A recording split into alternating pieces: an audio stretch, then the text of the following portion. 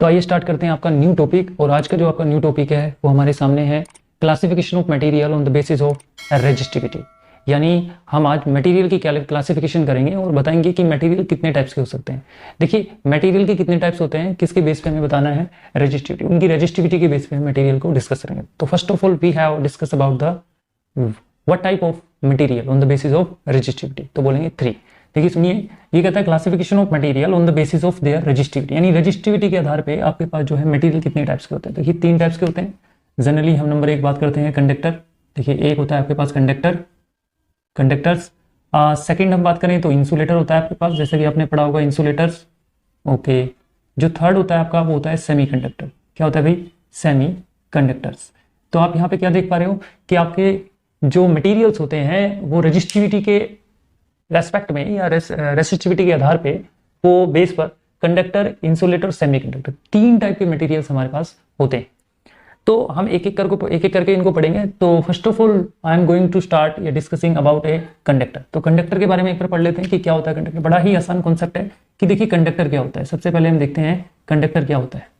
Conductors क्या होते हैं, बड़ा ही सिंपल डेफिनेशन है। ये बोल सकते हैं, देखिए मान लीजिए कंडक्टर आपके पास, मान लीजिए ये आपके पास conductor, we have a conductor, ये हमने एक कंडक्टर मान लिया।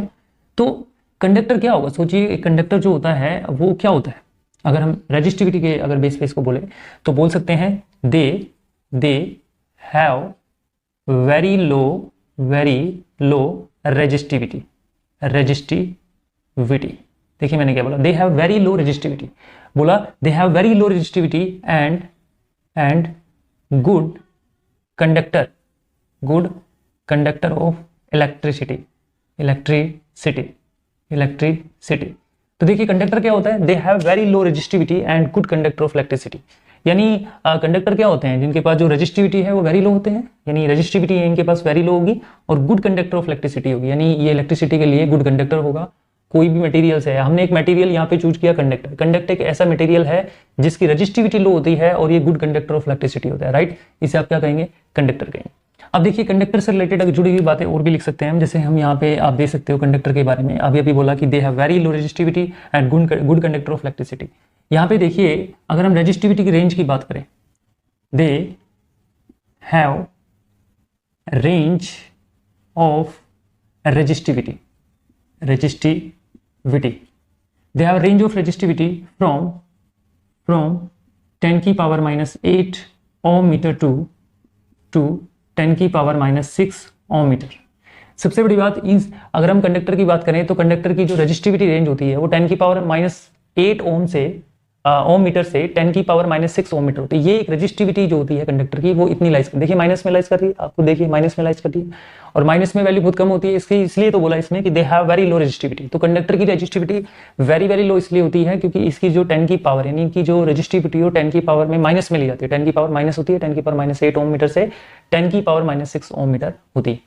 अब यहाँ पे अगर हम एग्जाम्पल दें तो देखिए सिल्वर की बात करते हैं तो कहा जाता है कि silver has very low resistivity.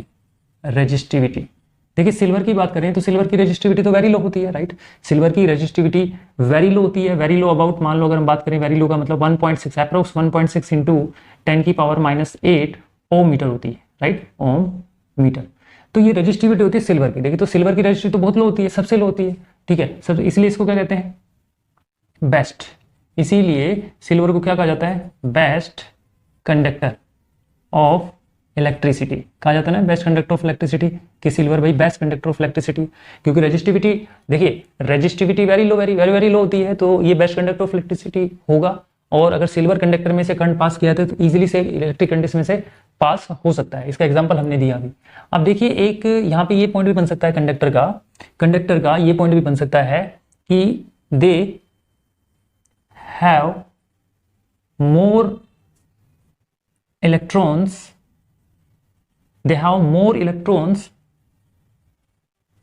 conduction through it। यहां पे इस लाइन का मीनिंग समझिए, they have more electron conduction through it, मतलब ये क्या कर सकते हैं, मोर इलेक्ट्रॉन को कंडक्शन कर सकते हैं इनमें से। मतलब एक जैसे हमने कोई भी कंडक्टर लिया और उसमें से अगर करंट पास करोगे आप तो ज़्यादा से ज़्यादा इलेक्ट्रॉन जो है फ्लो करेंगे कंडक्टर में, और ज़्यादा से ज़्यादा इलेक्ट्रॉन अगर फ्लो करेंगे तो उसमें से इलेक्ट्रिक करंट जो है इजीली से पास हो सकता है, आपको ये पता होगा। तो देखिए कंडक्टर से ये होता है, ये होते हैं आपके कंडक्टर। जनरली आपको कंडक्टर, आई होप समझ में आया होगा कि कंडक्टर क्या होता है। अब हम देखेंगे यहाँ पे इंसुलेटर की बात करते हैं जनरली कि इंसुलेटर क्या होता है। ध्यान से समझिए कि इंसुलेटर क्या होता है। तो हम इंसुलेटर की बात करें तो देखिए आपके पास सेकंड जो आता है insulator. What do you mean by insulators? तो देखिए इंसुलेटर क्या होता है, जनरली अब बात करते हैं जैसे कि आपके पास कोई रबड़ सीट है या रबड़ है ना। जनरली मान लीजिए आपके पास कोई ग्लास रोड है, आपके पास मान लीजिए मैंने कोई ग्लास रोड ली, ये सारे इंसुलेटर में आते हैं। इंसुलेटर में तो इंसुलेटर क्या होगा आपके पास रेजिस्टिविटी के बेस पे, दे हैव वेरी हाई रेजिस्टिविटी। देखिए हम जनरली कहेंगे दे have very high resistivity and bad या फिर poor conductor of electricity. Conductor of electricity. तो हम यहाँ पे कह सकते हैं कि जो इंसुलेटर होता है वो क्या होता है, they have very high resistivity and poor या फिर बैड कंडक्टर ऑफ इलेक्ट्रिसिटी। यानी इनके पास जो रेजिस्टिविटी होती है बहुत ज्यादा होती है, इतनी ज्यादा होती है कि इनको बैड कंडक्टर ऑफ इलेक्ट्रिसिटी कहा जाता है। इसका मतलब जिसकी रेजिस्टिविटी ज्यादा होगी उसमें से करंट पास होना आसान नहीं है, यानी करंट पास ही नहीं होगा, इसमें से करंट पास ही नहीं होगा। अगर इंपॉर्टेंट पॉइंट की बात करें तो हम कह सकते हैं they have range of resistivity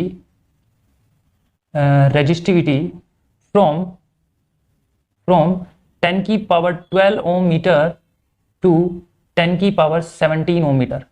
देखिए इस पॉइंट को ध्यान से समझिए, they have range of resistivity from 10 की पावर 12 ओम मीटर टू 10 की पावर 17 ओम मीटर। कम नहीं होता, बहुत ज्यादा होता है।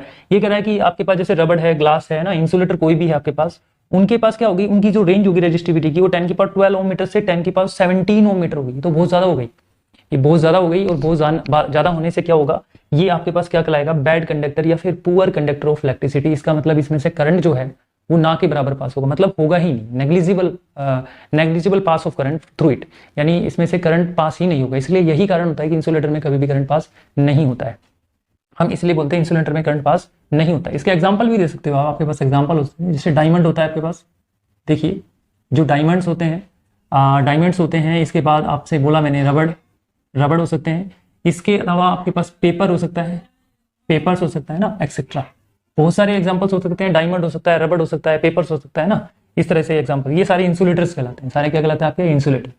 और तीसरे नंबर की बात करें तो आपके पास आता है सेमीकंडक्टर। क्या आता है, सेमीकंडक्टर।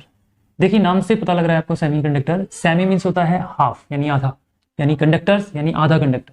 तो इसे हिंदी में बोले तो अर्धचालक कहते हैं, अर्धचालक कहते हैं। तो यहाँ पे अर्धचालक हमें हिंदी में तो याद नहीं करना, लेकिन इंग्लिश में ही याद रखना है इसको।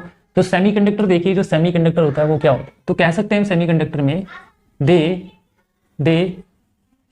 हैव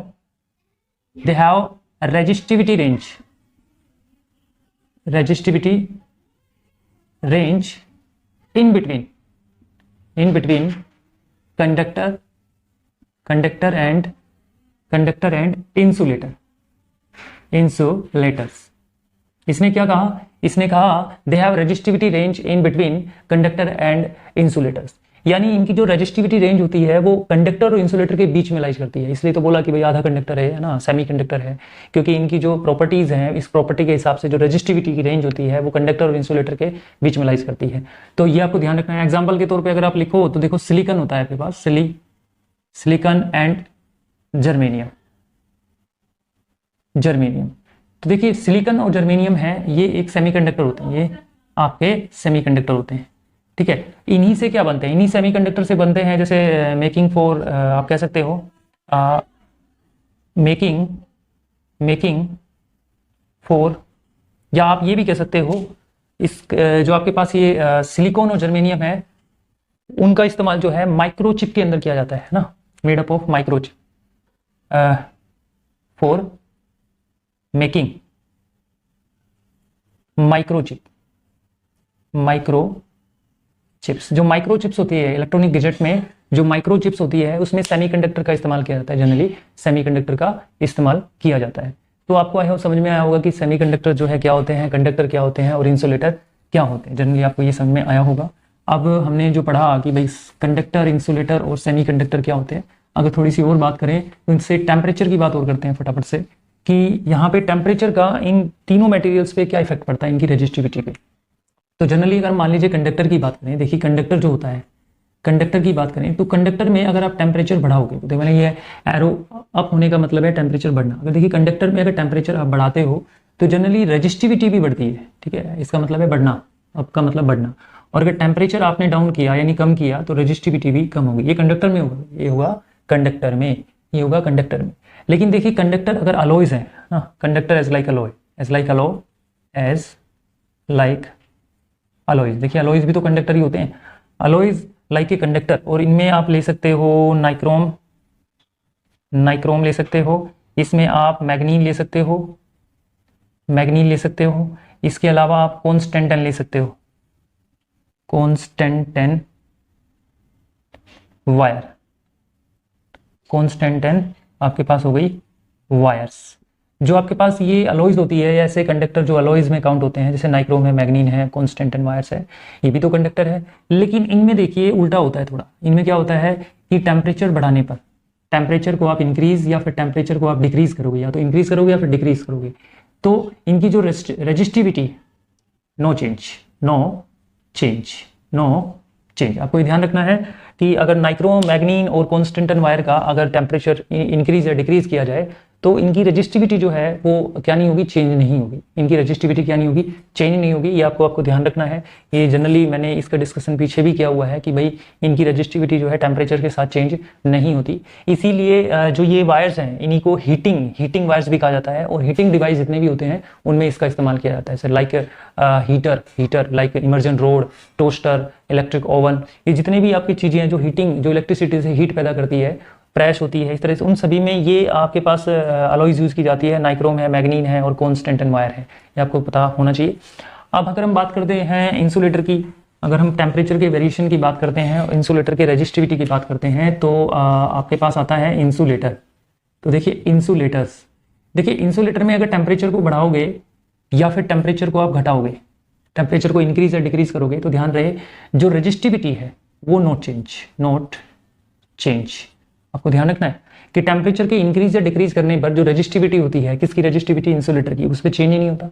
ज़्यादा अगर आप टेम्परेचर बढ़ा दोगे या घटा दोगे तो क्या होगा, रेजिस्टिविटी पे कोई इफेक्ट नहीं पड़ेगा, क्योंकि रेजिस्टिविटी इसकी हाई है। अगर आप टेम्परेचर को घटा या बढ़ा रहे हो तो इतनी ज़्यादा हाई है कि उसमें कोई फर्क भी नहीं पड़ेगा। अगर थोड़ी बहुत अगर कम ज़्यादा होगी तो वो इतनी ज़्यादा हाई है कि उसके कंपैरिजन में ज़्यादा या कम, थोड़ी बहुत अगर कम ज़्यादा भी हो रही है तो उससे कोई असर नहीं होगा, नेग्लिजिबल चेंज, या भी बोलेंगे जो रो है नॉट चेंज, यानी चेंज ही नहीं होगी इंसुलेटर की रेजिस्टिविटी। आपको ये ध्यान रखना है।